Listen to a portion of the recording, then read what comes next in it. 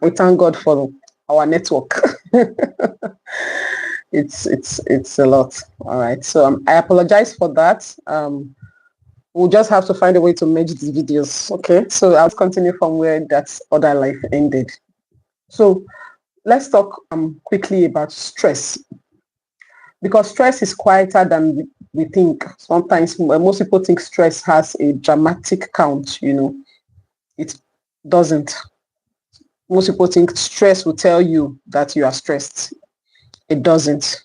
Stress can look like uncertainty about the future, feeling behind in life, comparing yourself to others, trying to meet expectations you did not choose, handling things without support. You're doing all things by yourself.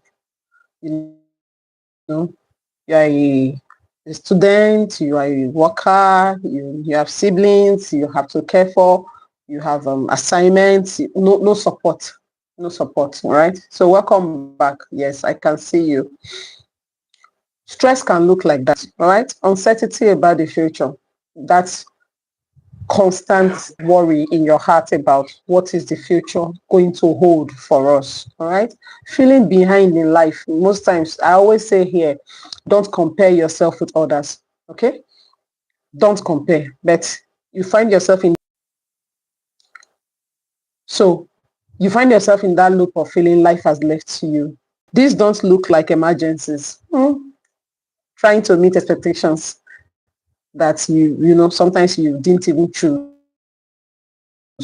Doesn't always look like. So when stress is constant but low level, it becomes invisible. You can be stressed and not even know it, but your system still carries it. Your system knows that you are stressed. Your nervous system knows that it is dysregulated. All right. And then most of us use that language of, oh, it's not that serious. You have a small headache, you have a stomach upset, you just feel tired, you don't have the motivation to go to class today. And then you say, oh, it's not that serious. But your body says, it's too much on me already. So sometimes our body is screaming, but we are busy. We are still active, so we don't pay attention. Small stress repeated daily becomes heavy. I repeat that. Small stress repeated daily becomes heavy. All right. So I want you to write in the chat, what is one small stress you deal with daily? What is one small stress you deal with daily? I'm sorry about the talk. Well, there's nothing I can do about it. So we'll just have to find a way to manage. All right. So small stress repeated daily becomes heavy.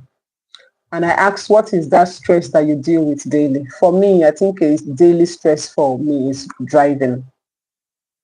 I have to drive some very good distance to get to work and back home, and I wish I don't have to. I wish I don't have to. Oh, okay. Somebody said headaches. Oh, LeBron Jackson. A stress that comes daily is people always calling me fat. I'm sorry about that. I'm sorry. People around you they don't have emotional intelligence. Let me say it that way. So I apologize on their behalf. All right. And this class, I think you would benefit a lot about staying conscious of not letting negative comments get into you so much that it's become a stress for you. Because if you do get to that point where you let the negativity of other people stress you, depression can set in, anxiety can set in, a mental health condition can set in, all right? And then you are the one that's going to be dealing with those issues, not them. That's why I would say create boundaries, block them out. If there are people that you can choose not to be around anymore, cut them off. If they are family members and you have to constantly be around them, then you have to stay on this page, because over time we're going to be getting into topics like enhancing your self-esteem, staying motivated, dealing with negativity, and topics like that. So I'm sure that would also help. So thank you for sharing that.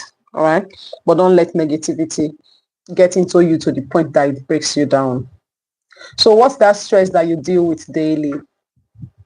Headaches. Sorry about that. So I think one of the ways that young people can deal with headache is to always be hydrated. To be hydrated always. All right. So you can ensure that you are drinking a lot of water.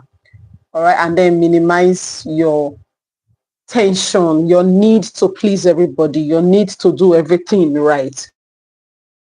You are still young and you are allowed to learn life, to do life. I don't want to say you're allowed to make mistakes, but you're allowed to, follow a pace that suits you. All right. So thank you very much. Vincent said, I love your videos. Thank you so much. So why does everything feel tense for young people? So when I talk about young people, I'm talking early adolescents, late adolescents, early adulthood, 12, 13, 21, 25-year-olds, even 30, 35-year-olds. Why does everything feel intense? When your system is overloaded, your emotional capacity reduces. I'll repeat that. When your system is overloaded, your emotional capacity reduces. You find yourself snapping, highly irritable. Things easily offend you. People easily offend you when your system is overloaded. All right. So small criticism begins to feel very big. Oh, you're not doing well. Oh, look at your head. You begin to take it personal because your system is overloaded. All right. You find out that delays begin to feel overwhelming. Maybe you're waiting for somebody, impatience sets in. Your capacity to handle delay diminishes. Conflict feels threatening when your system is overloaded. All right. When you have a conflict with somebody, you feel threatened. Okay, it causes you some high level of anxiety, and then you find out that decision making begins to feel exhausting. Deciding what to do, what not to do, how to go there. It's just that daily decision making becomes very, very exhausting. All right, that's not drama. That's real. And I understand that there are a lot of parents who do not understand this aspect of a young person, that sometimes you can get so overloaded that you are unable to do much. And I call that dysregulation, right? When your nervous system is dysregulated, you find yourself overwhelmed, threatened, exhausted. You begin to experience big emotions because you are dysregulated. When your internal system is full, it has no space to process new stress. So let's say, for example, you are dealing with school, maybe exams right now, and then you realize that maybe you have a cooking gas and the gas is exhausted and you need to go buy. You just realize that in itself upsets you. Of course, a cooking gas would finish at some point, but you just realize that because you're already dysregulated, it offends you. Like things around you just offends you. Things that are not going your way just offends you. So you find yourself, instead of focusing on problem solving, you just let the emotions come in, and it clouds your mind from problem solving. Oh, I'm in Nigeria, Edo State, Benin City to be precise. All right. Thank you for asking that. So I'll give you an example. You're already overwhelmed. Then one small comment on social media pushes you over. All right. You're already tired. You're already dysregulated. You're already overwhelmed. Then you start scrolling. And then you realize somebody says, oh, I don't even like you. Or look at your head. Or that cloth you're wearing is not fine. And everything blows over. And it's not because of the comment. Yes, because when it cools down, you just realize somebody said I'm not beautiful. Well, how does that affect my life? Or somebody said they don't like my video. Maybe of 200 people that watched my video that day, one person said they don't like my video. How does that affect my life? But you lose the capacity to think that way when you are emotionally dysregulated. All right. So I want you to ask yourself, have you ever reacted strongly and later thought that wasn't that serious? Or have you ever found yourself reacting so strongly to an issue? Maybe something happened in your class and you find yourself shouting and insulting somebody, And then when you have calmed down and reevaluate and reassess the situation, you just begin to feel embarrassed, like it wasn't that deep. Why did I even react the way I did? So if you have, let me know in the comments. Just say yes or say no.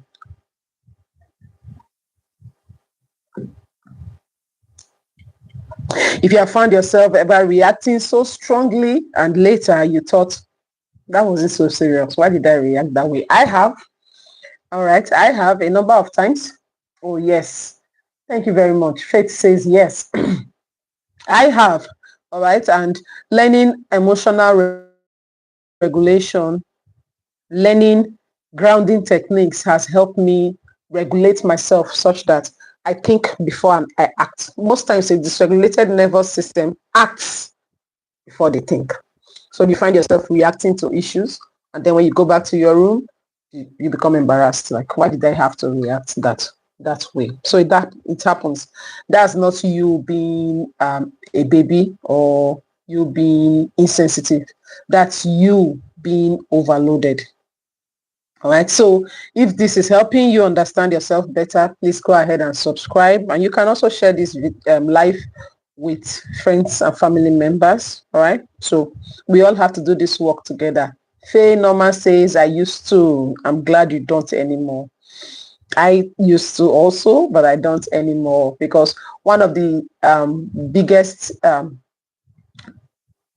technique I teach people when it comes to regulating your nervous system is to pause before taking an action. Pause. All right. Pause. Take it. All right. So let's talk very quickly about how some of us are currently coping with a dysregulated nervous system. And I'm going to tell you why it is not working. And then we'll go into better ways of coping. All right. So let's be honest. Some of us cope by scrolling. All right. So because there's a lot of things going on and you don't want to overthink, you take your phone and just mindless scroll on social media. If we decide to take statistics of how long a lot of us spend on social media just scrolling, you realize that half of our life is spent there, if not more.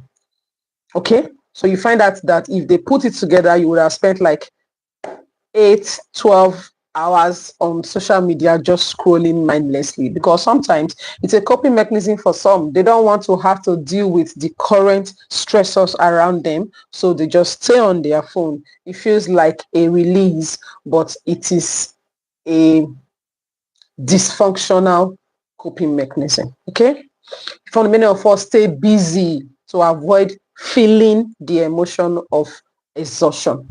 So we stay busy to avoid feeling the emotion of tiredness. All right, because you know internally you are tired, but you just want to stay busy to feel like life is going on, to feel like something is moving, but internally you just know that something is not right. That is when many of us begin to ask ourselves, am I depressed? What's going on with me? Young people reach out to me every time and say, oh, I want therapy. After having a conversation to them, even just on WhatsApp, I just tell them, you don't need therapy, you need a vacation. All right? You need rest. Especially this generation, we are so wired for activity. We are so wired for let's achieve, that we don't give ourselves time to calm down, to breathe and rest. All right. A lot of us just walk through life just doing all the things we can do to achieve what we think we need to achieve. But you need to begin to learn how to breathe. Just breathe and calm down. Okay. Some people cope by just shutting down emotionally. So some friends describe that friend they have who is so busy for a season, and then after a while, she or he shuts every other person out. You can't reach them on phone, you can't reach them on WhatsApp, they're not on social media, it feels like they just decide on you. And then they come out after 3 months and tell you, oh, I'm so sorry, I was dealing with something and I didn't want to be disturbed. That's a coping mechanism too. And it's a wrong coping mechanism. All right. Some of us laugh things off. Everything that happens, we just laugh. We just laugh. But we know internally we are dying. Internally, we feel the pain of what just happened, but we just laugh it off. And then some other people begin to overwork themselves. They just overwork. They need to stay active so that they continue to feel useful. They continue to feel like, they are not just stuck. These are dysfunctional coping mechanisms. All right. And if you find yourself doing any of what I have listed, or there are many others I have not listed, take a moment to pause. All right. Even if I would, so they are not in themselves bad, but I can say that most of these dysfunctional coping mechanisms you are using are short. So you're running away from a problem and you just mindless scroll. When you stop scrolling, the problem is still there waiting for you. You're running away from the friend you offended. You don't want to have to confront the situation and talk about it. And then you shut them out for 3 months. When you are done, the issue is still there waiting for you. Okay? You're currently dealing with a relationship that seems like it is failing. And instead of sitting down and having a conversation about it, you block. You shut people out. When you are done shutting out, you would come back. So they might feel like short-term ways of coping, but in the long run, they don't help. Avoidance reduces discomfort temporarily, but it increases as time goes on. So you're not actually resting. You're not actually dealing with the situation. You are just distracting yourself from the situation. So you should ask yourself, what do you do when you don't want to feel what you are feeling? When there is a big emotion at hand, what do I do when I don't want to feel it? What do you do when you don't want to feel what you are feeling? I used to have this coping mechanism of walking. So when I'm upset, the days I am upset, in short, you should pray for me to be upset, because that day my house is going to be so clean. I'll clean, I would sweep, I would mop, I would change sheets on the bed, I would wash curtains, I would clean fans, I would literally make the house spot. Because I'm so angry, I do not want to deal with the situation. I start cleaning, and then the anger will just so activate me to have energy that when I'm done, I'm tired. But the situation is still there. I will still have to come address what's making me angry at some point, because it is still there. So many of us have those ways of coping. So you tell me, what do you find yourself doing when you don't want to deal with a pressing, sensitive, or emotional issue that is at hand? What do you do?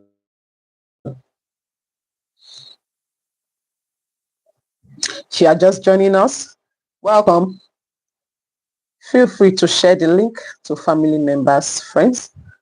All right. And it's a series, so it will be good for you to subscribe and put on your notifications so that the next live session you will be able to follow.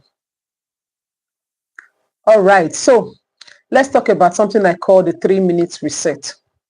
The 3-minute reset is a practical tool I teach my clients. All right. So most of the things I teach here, all right. So I said most of the things I teach here are therapeutic principles. Okay? So you are getting free therapy just by being here. So let's talk about the 3-minute reset rule. It's a simple, not complicated, but powerful rule. All right. And then I'm going to teach it to you in steps.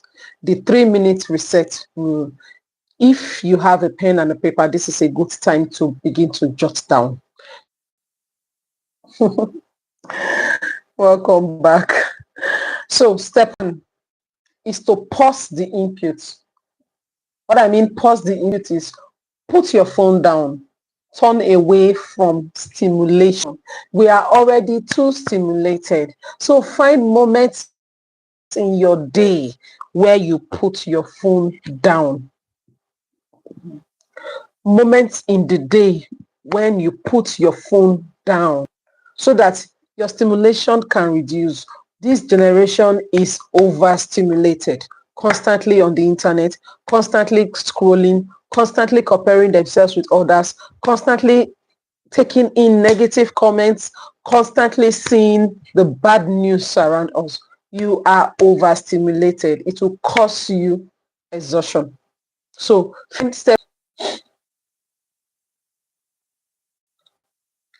find a moment in your day to put your step down. All right. This network is glitching so badly. I hope you are still here. If you are here, just let me write in the comments, I am here. Just say I'm here. So I know that I'm not talking to myself. The glitch is so bad. I'm sorry about it, but we will manage. We will manage until such a time where we are able to get a network that actually works. All right, in this part of the world. So we'll manage. Thank you very much. Faye Norma says I am here. All right, that's good enough. So I said step 1, pause the input, put your phone down. Step 2, name the emotion. Name the emotion. So what I do now is, instead of getting into working and stressing and cleaning up the whole house, I ask myself, what am I feeling? Name the emotion. 1, put the phone down. That is, pause the input. 2, name the emotion. Don't just give the story. Name the feeling. All right? I feel overwhelmed. I feel anxious. I feel tired. I feel angry. I even teach. Okay. I think we are back. So step 2, name the emotion, not the story, just the feeling. Do I feel overwhelmed? Name it. I feel overwhelmed.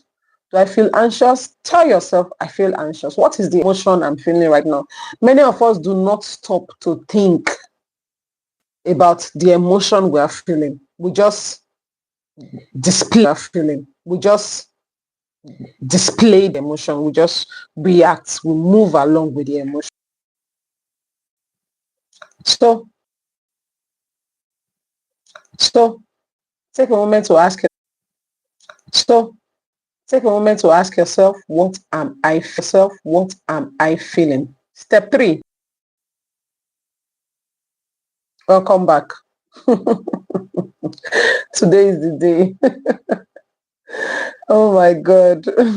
So step 3, ask one question. And the question is, what do I need right now? What do I need? I have paused. I have put my phone down.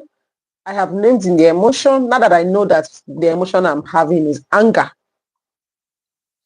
what do I need right now? Not what do I need to prove, not what do I need to fix, just what do I need? What do I need? Just this simple question has the capacity to interrupt your automatic reaction. Okay, so it interrupts that spontaneous, impulsive response. Just it gives you that 1 minute to pause, and because sometimes you might end up insulting somebody before you realize that you have just done something wrong because you reacted impulsively. All right. Thank you. Oh, Jesus loves you too. Thank you, Galaxy. So these are the 3 practical tools I'm teaching today. All right. So put them in your mind, because we are going to build on this and go on. Pause the input, name the emotion. So in conclusion, so that this network will not keep stressing us, remember that you're not being too sensitive. So when your friends say, oh, you're being too sensitive, oh, you're reacting too quickly to things, you're not. You are just carrying too much without enough recovery. You need to give yourself recovery time. Put your phone down. Take a moment to breathe. All right? Pause that work you are doing and take a walk. You're not being too sensitive. Overload is not personality problem. It's a system problem. All right? So you are overstimulated. You are under recovered. You are coping, but not processing. You're just living your life. You are coping. What can we do? One day at a time. But you are not processing what's going on. You are going on. You're just going through life. And we don't want you to do that anymore. I want to teach you the capacity to pause and think. So resilience starts when you slow down enough to understand what is happening inside of you. Not, we're so busy with the outside world, we don't pay attention to what is happening inside of us. So a little wonder people just break down. People just become depressed. People begin to experience anxiety symptoms. Not because, most times it's not even because things are not really working for them. Things might be working. I know I have more high achievers coming in for depression, coming in for anxiety, because they're busy, they're achieving, but they're not paying attention to how their over-involvement in the things around them is causing their nervous system to be dysregulated. When you slow down enough to understand what is happening inside you, that is the beginning of resilience. And I want to join in raising a generation that are resilient, a generation that don't break down. So, or even when they break down, the capacity to bounce back without damage, without emotional damage, without a mental health condition. That is my goal. I want to raise a resilient army. And you and I are going to do that together. All right? One session at a time, one therapy at a time. I want you to be resilient, and we will achieve it. So in the next session, we are going to go deeper into emotional honesty. All right? We're going to go deeper into what emotional regulation is, how to name your emotion, how to have no shame about it, and how to deal with it, because you cannot heal what you refuse to name. You can't heal what you refuse to name. I know in the series, you are, over the course of these classes, you are beginning to learn that there is something more than the physical. There's an internal part of you that will need to begin to pay attention to, because most times, when that internal part begin to be dysregulated, then you begin to look for doctors, therapists, psychologists, to help. Meanwhile, if you had just learned to pause, breathe, and ask yourself, what do I need? You realize that you would not have needed to get to a point where you'll be having to be in therapy or have a mental health condition, or losing friends just because you are unable to regulate yourself. So subscribe so you don't miss it. Our next class is going to be 2 weeks time, and it's going to go back to a Thursday. I apologize again. Last week Thursday could not hold, but in 2 weeks Thursday we would have the next class. So share this with someone who feels everything deeply, that your friend that you have named too sensitive. Share this with them. Ask them to subscribe so that they begin to learn how to regulate their nervous system. All right. So remember, give yourself 5 minutes of silence. I didn't ask for 1 hour. 5 minutes. No phone, no distraction, no. All right. So I'll see you next class. Have a good evening, everyone. Bye for now.